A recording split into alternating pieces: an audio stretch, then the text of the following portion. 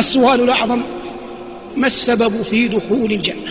مما يكون سببا في دخول الجنة كفالة الأيتام. كفالة اليتيم من أعظم الذخر الذي يدخره العبد عند لقاء الله جل وعلا.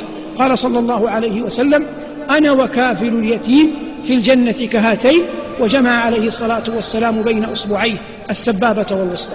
وقال صلوات الله وسلامه عليه كما في المسند بسند صحيح: خير بيوت المسلمين بيت فيه يتيم يحسن إليه، وشر بيوت المسلمين بيت فيه يتيم يساء إليه. مما يكون سببا في دخول الجنة طاعة الوالدين، إلزمهما فثم الجنة. وطاعة الوالدة على وجه الخصوص. قال: من أحق الناس بحسن صحابتي؟ قال: أمك ثم أمك ثم أمك ثم أبوك.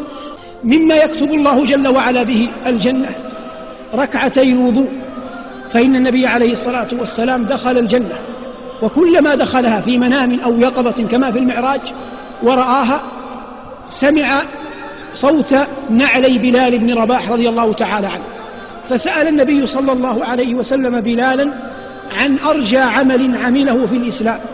قال: يا رسول الله، لا أعلم شيئا أكثر من أنني ما توضأت وضوءا إلا صليت بعده ما شاء الله لي أن أصلي.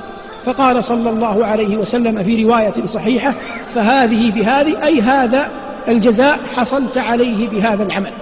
كما أن مما تبنى به قصور الجنة وبيوتها أن يحافظ المؤمن على السنن الرواتب.